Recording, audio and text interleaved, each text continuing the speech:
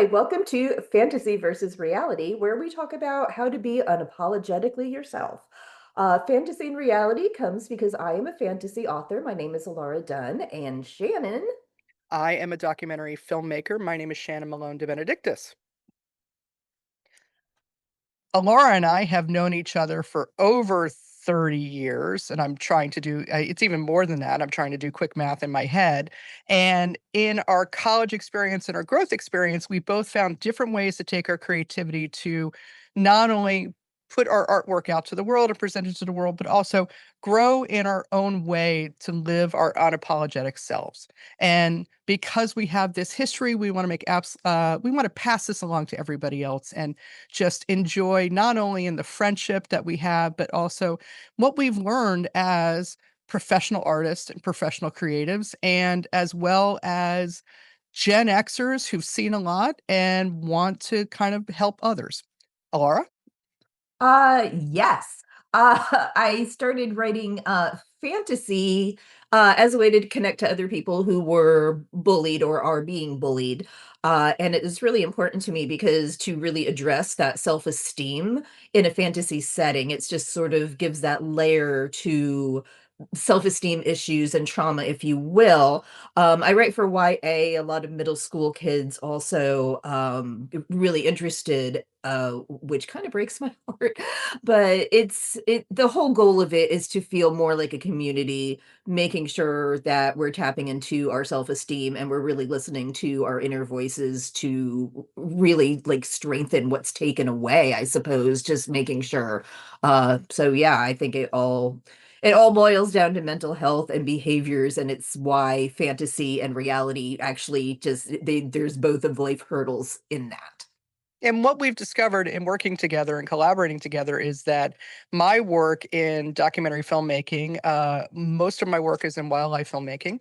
I come from a place of observation and analysis, and then shape true stories around the elements that I see. And a lot of that reflects back into what it means to be human, what it means to live in a society, what it means to be one of the higher intelligent animals on the planet, and how we also can learn from other art forms, including specifically fantasy and sci-fi, is an inspirational point for much of the work that I do.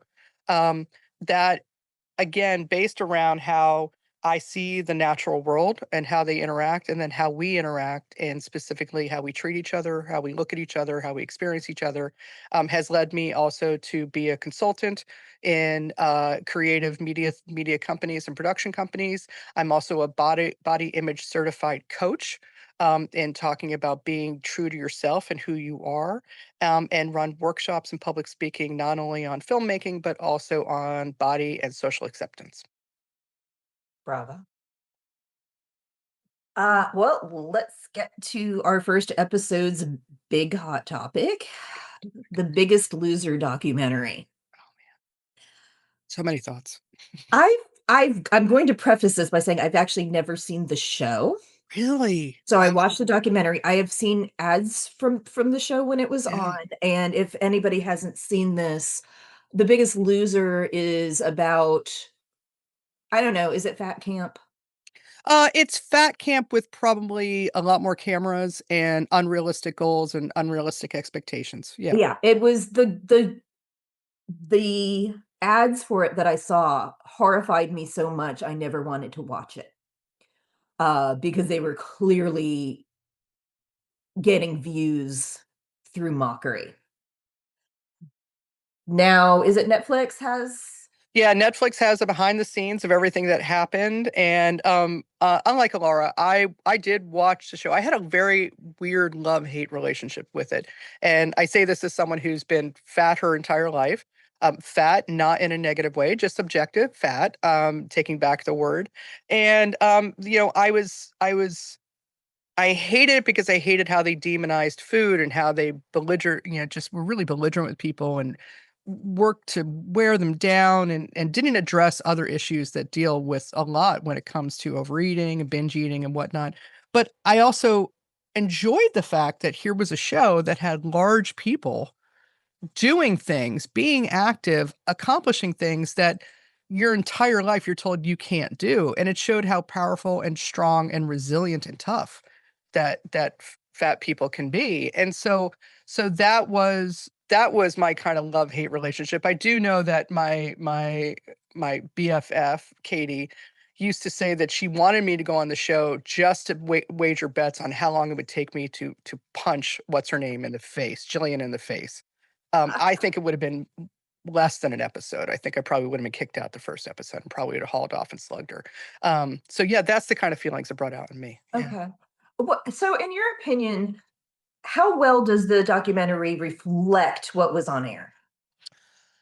I think they do a good job in showing how the internal workings go. I think that that they make it clear that while this was under medical supervision, while this was under various things, it's still a reality competition show. And so those elements, the documentary reminds you of that consistently. And because of that, it really it explains a lot of the behaviors. It explains a lot of the things that were happening. And in hindsight now and thankfully in 2025, we look at that and we go, "Oh, that's abhorrent. I can't believe they had people doing that." But this is the early days of reality television, when Right. Survivor was new and whatnot. So this idea of people doing this, it didn't have the same uproar. And I think the documentary does a good job of showing that. I think the doc, though, fails, and I use this carefully because I know how hard it is to put these shows together and documentaries put it together, Right. is I think that it failed in many ways because it didn't really get into one of the big failings of the show, which was addressing mental health and addressing trauma and addressing, also this concept, this idea of every person is unique, and so the same methodology for one person isn't necessarily gonna work for another person. And I think they glossed over on that. This was one of the rare occasions. Most documentary series I watch, and I'm not afraid to say this, I think everything can be edited down, everything can be shorter. This was something that I actually thought you might have been able to get a 3rd episode out of it if you really wanted to dive into it. If you wanted to dive into fat shaming, you wanna get into body image expectations, get more into the sociological element of it. Right. But no, they got the show right. They did do a good analysis of it. Okay. Yeah. Yeah, because I don't really like to comment on things I haven't seen. I've seen the documentary, obviously, but Mhm. so, like, focusing on the documentary, having said that, it did mental health was that was the absolute horrifying thing for me as well, because it is so important is what's important in bullying, and, let's face it, a lot of overweight people are bullied, Mhm. and so that is, part of it is that I know how important that mental health aspect is, and they absolutely should have had mental health coaching. The other thing that I thought is they didn't do a great job.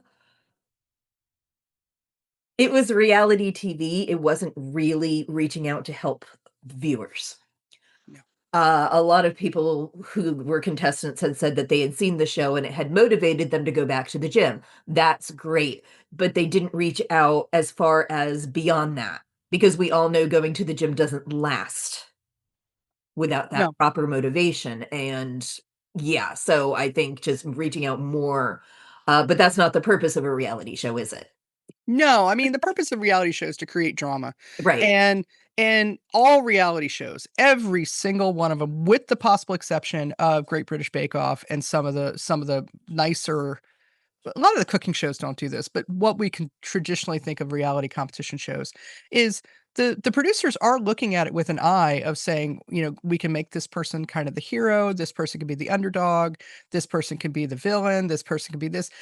You're still looking for those traditional narrative tropes. Those are that's it. You're telling a story, even if it's reality. They're right, not sitting there and saying, "Let's just see what happens." There's been lawsuits recently about Love Island, um, and about some of the things the producers did on Love Island, and contestants standing up for themselves. So I think that's part of it. And when you think about how maybe people were framed and people were shown, in there, and explicit and implicit biases, and I say this about the 2 Black women who were friends and Yeah, how they were treated. yeah. You know, you can't help but get in there and go, maybe there was some implicit bias going in Oh, there, yeah. going on in that, Right. you know? And and so I think that gets into, you know, it was I firmly believe that overweight people are kind of the last area that open free bullying is allowed to happen. And that, um I mean, it just happens. It It does. just it and you see it, and Biggest Loser was a real good example of any coach like Jillian who berates her clients Yeah. should be fired immediately. Yeah. Right. Right, and, yeah, there's a sort of mentality behind that. One of my friends goes to like some sort of like a boot camp type of thing and sort of enjoys that, but you don't have that mental health aspect on it. But the other thing that really struck me is that they kept using the term healthy, Yep. and healthy, like, were they taking their blood? Were they counting their cholesterol or their blood pressure or anything like that ahead of time and then comparing it to? Because as you well know, health has many factors to it. And anyone that doesn't fit the societal norm doesn't mean they're unhealthy. With the kicker being the one coach himself ended up with a heart attack. And Yeah. so, like, let's talk about health because, yes, can we lower cholesterol with these people? I know I have inherited bad cholesterol. Mhm. I lost 15 pounds and my cholesterol went up. Yep. I'm not saying don't lose weight if you're trying to get healthy or whatnot. I'm saying, like, know your stats, know your body. Yeah, I think that that's knowing your body. I have a good friend of mine who's a petite little thing, and she has high cholesterol. Yeah, She eats healthy, she's great, she exercises, she does everything, she has high cholesterol. It's a genetic predisposition, and, you know, that for many heavy people, it's a genetic predisposition to it. That doesn't mean if they have on the pounds, that doesn't mean that they're automatically unhealthy. And I right. would challenge anybody, you go tell those guys who compete at the Scottish Games, or like what was the guy from Game of Thrones, the wall or the mountain or Oh, the whatever? mountain, The yeah. mountain, yeah, tell him he's unhealthy. Go ahead. Right, right. And when you look at things of what are considered healthy and unhealthy and the gauges, the things that are used like BMI, which BMI doesn't take into consideration at all muscle mass. It's like I think more than 40% of female Olympic athletes are considered obese, are considered overweight. And you're like, wait a minute, that doesn't make any sense. It's because it doesn't take into consideration muscle and what muscle mass does. So I think that was a great thing that they addressed. I mean, here's Bob has this heart attack, this Right, potential widowmaker, right. and to his credit, because he was a fitness guy, someone who was paid to work out 6, 7 times a week, multiple hours. I mean, that's his job is to work out. It probably did increase his chances of survival, but he has had a widowmaker. The Right. guy who won that 1 year, who weighed 420 pounds, who lost the weight and put the weight back on, he has not had a heart attack. So it's not, I think that the fact of that we've been taught or been drilled in our heads that fat equals unhealthy, when there's many other factors that work into it, like overworking, not getting enough sleep. These are all factors. What's the phrase? Comorbidity factors. Right, and as you're aware, I have a Yeah. lifestyle. I'm just running on cortisol. Yeah. It's just Yeah. Yeah. I have a stressful life. Yeah. For those viewing that don't know, I do have, 2 severely disabled children that have, we all have mitochondrial disease as well, and I have mitochondrial disease, so it's like I can't you're usually, there's like get away from what causes you stress. Well, they're my children. I Yeah. don't, it would cause me more stress. So, yeah, like there are, as you said, there's always factors that you don't know. Mhm. And society is so apt to judge. Yeah. Yeah, and I think that that was part of when Biggest Loser aired. It was part of that faith, that belief, and I know I believed it was like, "I'm fat, ergo I'm unhealthy." And yet I would, you know, go and walk a half marathon. I would go work out at the gym. I'd play basketball. I'd do things. And people, I'm like, well, what more do you want from me? I don't understand, you know? And it takes when, for the younger people out there, you get to a point when you're in your 40s and 50s. And I heard this on a podcast just recently, the revisiting Living Single, show, which I loved. I absolutely loved in the '90s, and they were talking about it, and, Summer Cree said she just stopped caring when she hit menopause, and it's like, when you hit perimenopause, you just stop caring, and you realize, "This is it.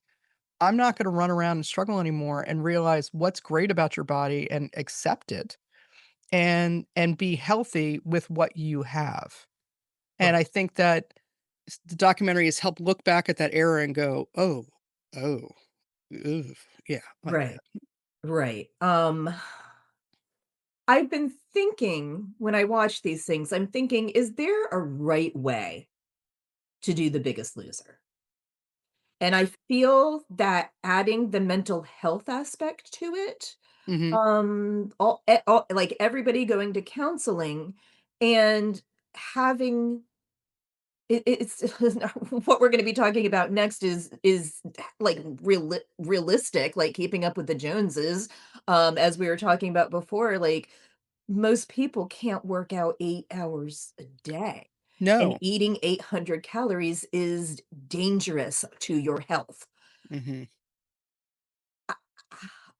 To answer my own question, I feel that the temptation that most producers have to get the views is that there's just they might add all of that, but by the 3rd season, it's gonna go back to Yep. what's gonna get them more viewers. Yeah, because you just don't have from a producing standpoint, you don't have the luxury of to make it something provocative that people are gonna wanna watch within within a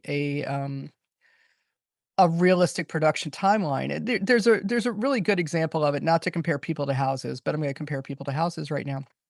There's a great show out of the UK called Grand Designs, and it's about people who choose to either completely renovate or build their own homes. And the filming window to track what these people are doing ranges anywhere between 6 months to almost a year and a half, 2 years.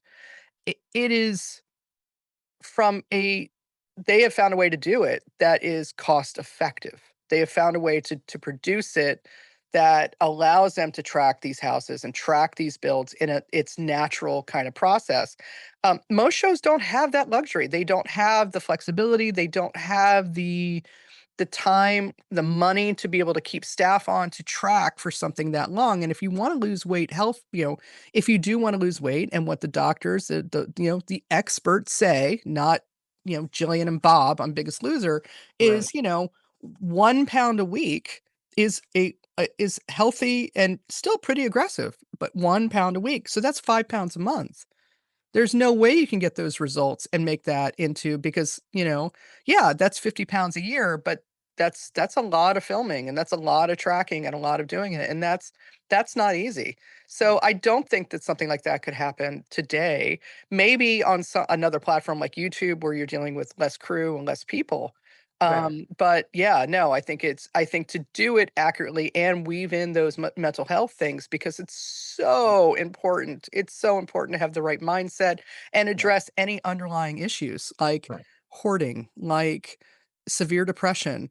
Like Though rewarding yourself with food. yeah, food is great, Reward. Yep. what someone nothing feels what was it the some influencer said like nothing tastes better than way the thin feels, and it was Jason Kelsey's wife who said, "Have you ever had this tiramisu? This I tiramisu, remember this." that because the Yeah, comments were like wrong chocolate, like "Wrong, have you ever had this?" you ever had a really good brioche roll? Oh my god." Yeah, You know, it's keep like telling yourself that, you know? yeah, you do that. You keep doing that. It's like saying nothing looks better than wearing high heels. It's like, yeah, but it kills your feet. I don't why? Why Right, would you I don't wanna be in pain all the time. mm, So yeah, I don't think it could happen again. I really don't. I mean, and I don't want it to happen again. right. I It really don't want it to happen again. it would it would be interesting to do it more like Super Size Me, although that had its own issues. Oh, He yeah, no, ate that was McDonald's completely for a made up. year, but, he did take his blood and show that actual, like, concrete health aspect of eating that every day, but Oh, nobody would eat it. Have you never seen Super Size Me? no, I have. You know that got completely debunked, right? Oh, what? Oh, no, it was completely debunked. No, the whole doc was completely debunked because not only was he eat the factors that he wasn't discussing is one, I don't think they did a full workup before he started eating McDonald's every day, I and then one thing that was obscured and it was never discussed, and I'm sorry he's passed away, but he's passed away, is he was an alcoholic, and oh, so what wasn't in the factor of all those tests he was taking was the fact that he was an alcoholic. And that was impacting his blood work throughout the entire time. that's actually a very interesting segue Mhm, into talking about something that I feel very, very strongly about, and I try to research all the time is the effects of social media on mental health. mhm, And it's a perfect sort of segue because what you see is not what you get. And again, with mhm, keeping up with the Joneses, you're seeing just a snapshot of someone else's life. yep, And I think so many people, well, that person's on vacation, they have a better life than me. mhm, Not everybody, I'm not the type of person like the things that I get depressed over, like I'm not gonna put that out on social media because it's not something I wanna, like, cope with, it's not what I mhm, use social media for, but it doesn't mean it's not there, and, every now and then I'll post that I feel like I'm doing a bit of a disservice to other parents of disabled children or other people who are, medically fragile like myself. It's not that it isn't there, mhm, it's just not how I choose to cope with it most of the time. yeah, So, I wanna make sure other parents know I don't have it all together, and it might look that way on social media, but I don't. Uh, a friend of mine was actually on, Top Chef Pastries. yeah, She's, like, the nicest, most kind-hearted person. They made her out to be, like they showed her at her worst moments. yep, Because they needed sort of the uptight, like pastry chefs, they're very, detail oriented. They're mhm, very meticulous, and it's a very sort of OCD thing to be a pastry chef. Everything has to look right in mhm, pastries, and, something goes wrong, you're gonna freak out, and, you don't show those times where you're not freaking out or you know what I mean? And it's yep. just it just shows you how manipulative it can be, whether they intend to or not. No, they are intending to, I'm not and I don't say I that meant all social media profiles, not and now, no, but definitely reality. I think social media profiles and social media and things that they've done, I think that one thing that you learn about it is that you're still telling a story, whether you're lying or telling the truth. You're still telling a story, and just like we may go and tell things and add little elements just to make it a little bit funnier or make it a little bit more relatable or doing things, social media just really, really encourages that because your motivation is twofold. It's you want hits, you want if you monetarily, you wanna be rewarded, but also you wanna be popular.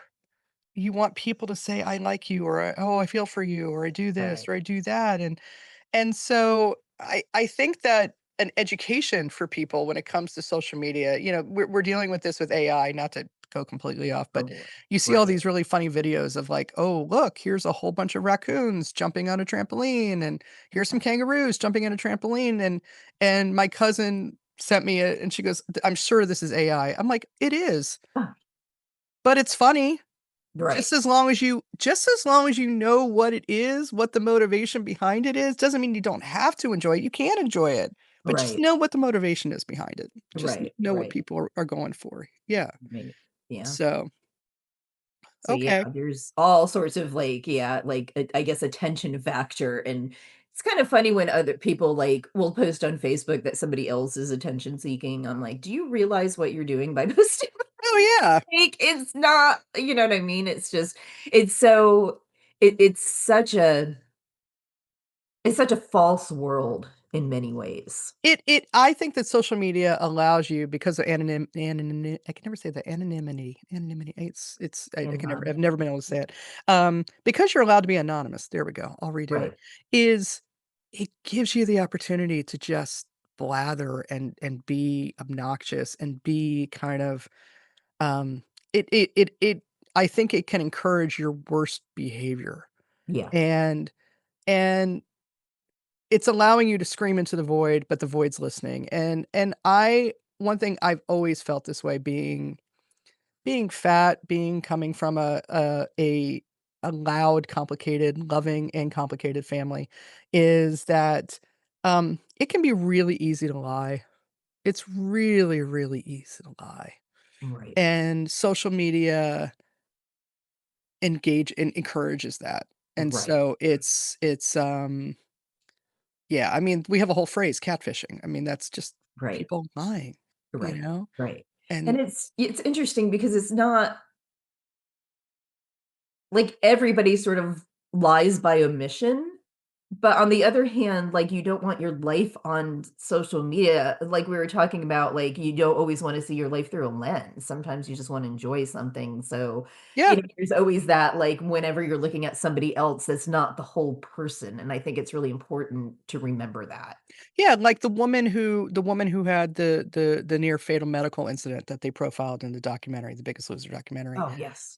They turned her into a villain, and it was to what people on the show and people, the producers, whether they realized or not, they probably honestly didn't care, it didn't play into their factors, is but, the reason why she was so desperate to win was because she didn't want to go home because she was in an abusive relationship, Right. and that is people read into, like, different people's behaviors and stuff without knowing your background, knowing what is really, really going on. Right. And so these topical entertainment things are good, because they give you joy and this and that, but I think a lot of us don't think, like, what is really going on behind the scenes? What's Right. really happening Right. behind the scenes? Yeah. Right. So this documentary, I think it really kind of, it was good. It was infuriating, like, good, infuriating, like me yelling at the TV all the time because I was angry about all the stuff that occurred. Yeah. And I think it really did tap into kind of what has happened, the precursor of a lot of what's happened on social media. And, when I see people on there like, look, you can do this, just drink vinegar every day and you'll lose 20 pounds a week. And then all those things. And it's like, no, stop, everybody. Think, Yeah. wait, Yep. think. That's not real. It's not Right. real. Right. It's just not real.